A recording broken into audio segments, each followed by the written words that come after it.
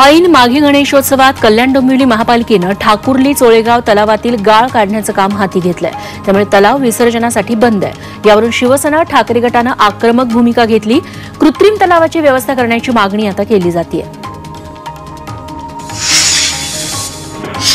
बीडच्या पाटोदा तालुक्यात चोरट्यांमुळे दहशत निर्माण झाली आहे। पाटोदा शहरातील ज्वेलर्स आणि मेडिकल दुकानात चोरी झाली।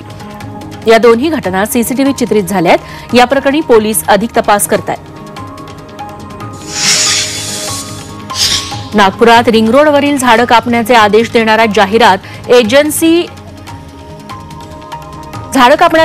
देणारा हा जाहिरात एजन्सी चालक असल्याचं पोलीस तपासात समोर आलंय। जाहिरात एजन्सी असल्यानं झाडावर जाहिरात फलक लावल्यावर विना परवानगी मजुरांना झाडं कापण्याचा ठेका दिला होता। त्याच्या विरोधात राणा प्रतापनगर पोलिसात आता गुन्हा दाखल करण्यात आलाय। मावळमध्ये शाळकरी मुलांनी किरकोळ कारणावरून भर रस्त्यात मारहाण केली। या मुलांच्या भांडणाचा व्हिडिओ व्हायरल झालाय। तर शाळकरी मुलांमध्ये वाढणारे हे वाद चिंतेचा विषय ठरतायत। प्रजासत्ताक दिनी ध्वजवंदनासाठी गैरहजर असलेल्या सरकारी कर्मचाऱ्यांना नोटीस बजावण्यात आली आहे। प्रजासत्ताक दिनी तब्बल 400 कर्मचारी गैरहजर होते। त्यांना विधिमंडळ सचिवालयानं कारणी दाखवा नोटीस बजावली आहे। चंद्रपूरच्या ब्रह्मपुरीत हॉकी असोसिएशनतर्फे राज्यस्तरीय हॉकी स्पर्धेचं आयोजन करण्यात आलं। स्पर्धेचं उद्घाटन आमदार विजय वडेट्टीवारांनी केलं। स्पर्धेसाठी राज्यातील विविध भागातून हॉकीचे संघ दाखल झाले। सांगलीच्या आटपाडीमधील मासाळवाडीत भव्य बैलगाडी शर्यत भरवण्यात आली। बैलगाडी शर्यतीला क्रीडा विभागाकडून मदत करण्याची भूमिका घेतली जाईल असं राज्याचे क्रीडा मंत्री दत्ता भरणे यांनी सांगितलं। भंडारा जिल्ह्याच्या लाखनी इथल्या एका क्रिकेट टुर्नामेंटचं काँग्रेस नेते नाना पटोले यांच्या हस्ते उद्घाटन करण्यात आलं। यावेळी पटोलेंनी क्रिकेटच्या मैदानात हातात बॅट धरत तुफान फटकेबाजी केली। अलिबागच्या समुद्रकिनारी मत्स्यालय उभारण्यात येणार आहे। आमदार महेंद्र दळवी यांच्या हस्ते याचं भूमिपूजन आज करण्यात आलं। या प्रकल्पासाठी राज्य सरकारनं 60 कोटी रुपये निधी मंजूर केलाय। विविध प्रकारचे सागरी मासे या मत्स्यालयात ठेवण्यात येणार आहेत। या प्रकल्पामुळे अलिबागच्या पर्यटनाला चालना मिळणार आहे।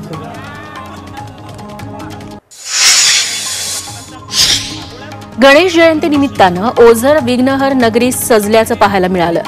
पहाटे श्री विघ्नहराची महापूजा करून धार्मिक विधी करण्यात आले। यानिमित्त मंदिरात रांगोळी, श्रींच्या मूर्तीला आकर्षक फुलांची सजावट आणि मंदिराला विद्युत रोषणाई करण्यात आली। पीएनजी ज्वेलर्सने दगडूशेठ गणपती चरणी 1 किलोचा कमळ हार अर्पण केलाय।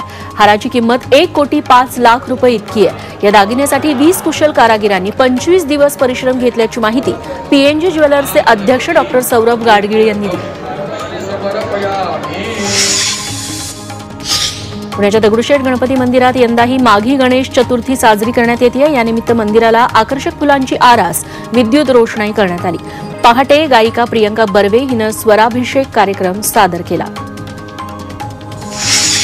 टिटवाळा गणपती मंदिरात गणेश जन्म सोहळा उत्साहात संपन्न झाला। देवाला चंदनउटीचा लेप लावून दुधानं अभिषेक करत देवाला सजवण्यात आलं। मंत्रघोषात आणि भाविकांच्या अलोट गर्दीत जन्मोत्सव सोहळा पार पडला। नागपुरातील प्रसिद्ध गणेश टेकडी मंदिरात माघी गणेशोत्सवानिमित्त 11,001 किलो वजनाचा लाडू गणपतीला अर्पण करण्यात आला। प्रयागराजमधील कुंभाचा आकार या लाडूवर कोरण्यात आला। हा लाडू बनवण्यासाठी तब्बल 15 दिवस लागले होते। रायगडमधील अलिबागच्या कुलाबा किल्ल्यात आंग्रेकालीन गणपती मंदिरात माघी गणेशोत्सव साजरा करण्यात आला। या निमित्तानं विविध धार्मिक कार्यक्रमांचं आयोजन करण्यात आलं। यावेळी भाविकांनी दर्शनासाठी रांगा लावल्या। उत्सव समितीकडून महाप्रसादाची व्यवस्था इथे करण्यात आली।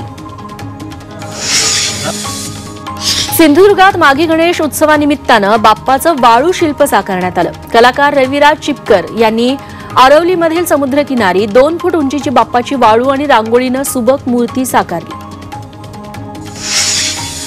गणेश जयंतीनिमित्त लेण्याद्रीच्या गिरिजात्मजाचं मंदिर आकर्षक अशा फुलांनी सजवण्यात आलंय।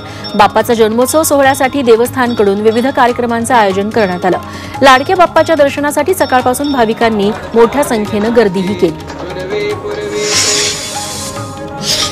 वाशिमच्या मंगरुळपीर तालुक्यातील मसोला इथं नवनाथ महाराज धर्मनाथ बीज यात्रा उत्साहात पार पडली। या निमित्तानं 71 क्विंटल राम लाडूचा महाप्रसाद तयार करण्यात आला। पंचक्रोशीतील भाविकांनी मोठ्या संख्येने उपस्थित राहून दर्शन आणि महाप्रसादाचा लाभ घेतला। अमरनाथमधील हेरंब मंदिरात ड्रेस कोड लागू करण्यात आलाय। फाटक्या जीन्स, स्कर्ट आणि असभ्य कपडे घालून मंदिरात न येण्याच्या सूचना देण्यात आल्या आहेत। मंदिर समितीने भाविकांना याबाबत आवाहन केलंय, तसा फलक मंदिराबाहेर लावलाय।